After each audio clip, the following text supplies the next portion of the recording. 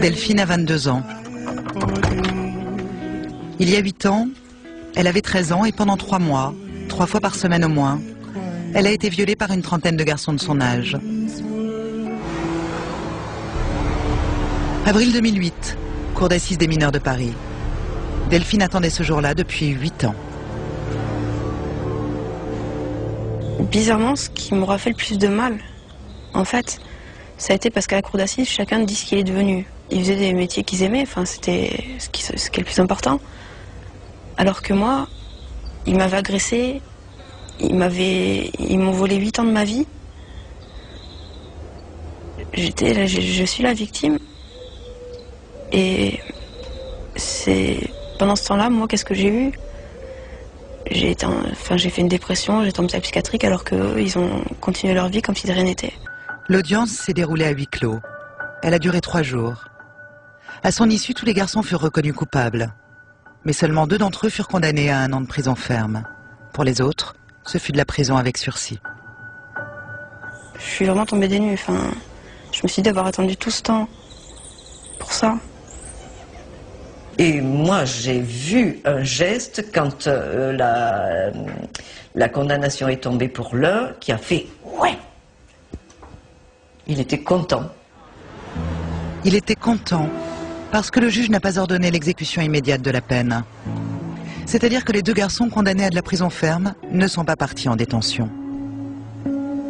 Une fois encore, nous sommes retournés sur les lieux pour rencontrer ces garçons. Nous avions leur nom et leur adresse. Nous voulions savoir quel sentiment leur laissait cette affaire. Je sonne chez l'un d'entre eux, condamné à 1 an de prison ferme. Je ne mentionne pas ma qualité de journaliste. Bonjour, c'est Géraldine Levasseur.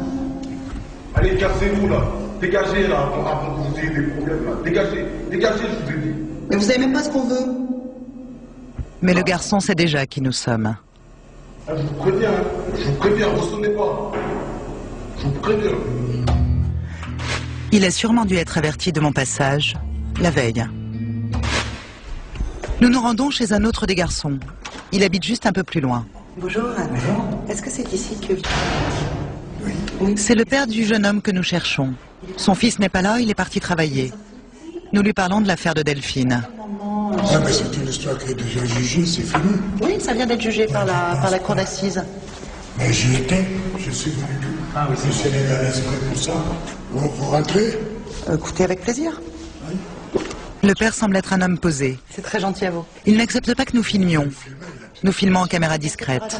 Cet homme déplore l'attitude de son fils, mais tente de l'expliquer par son déracinement. Il n'est pas né ici, il est venu ici à l'âge de 12 ans, il s'est fait entraîner par les autres. Quand il est venu ici, il était complètement troublé. Moi, j'ai même failli retourner au Sénégal avec les enfants. Je le connais. Pour le père, l'affaire est désolante mais close. D'autant que tous les dommages et intérêts dus à Delphine ont été réglés. Et ce, avec un procédé légal plutôt étonnant. Et à chacun, ils nous ont demandé le contrat d'assurance de la maison. Parce que dans le contrat d'assurance de la maison, il y a les viols et tout, et la responsabilité civile. On leur a donné. Et depuis lors, c'est fini. Moi, j'avais donné... C'est pas vous qui payez? Non. C'est comme ça que ça se passe dans les contrats d'habitation. Cette déclaration est stupéfiante mais juste. Selon le Code des assurances, les parents sont responsables des faits commis par leurs enfants mineurs. Même s'il s'agit d'un viol, la réparation des dommages causés par l'enfant est alors prise en charge par l'assurance multirisque habitation des parents. Moi, il a été condamné à 4 ans, dont 3 avec sursis, ça veut dire à ferme? Je crois. Oui, non, mais ça veut dire à ferme. Mais moi, je sais rien. Mais moi, je vous le dis. Non, il n'a pas encore rejoint la prison. Il est là, il travaille. Et madame n'amenait pas de problème ici. N'amène pas de problème ici. Bon, d'ailleurs, pour commencer, foutez le camp. Donnez-moi mes papiers et sortez de chez moi. Donnez-moi tout. Non, ça c'est à moi. Non, faites-moi voir. Celui qui est en bas. C'est à moi. Dégagez. Allez, foutez le camp. Le père n'a peut-être pas voulu ouvrir les yeux sur la sentence. Mais son fils a été condamné à 1 an de prison ferme et peut partir en prison à n'importe quel moment. À ce jour, il est vrai que le juge d'application des peines ne l'a pas incarcéré. Nous avons quitté les lieux avec le projet de revenir quelques jours plus tard pour rencontrer d'autres garçons. Mais le lendemain, voici la lettre anonyme que j'ai reçue à la rédaction.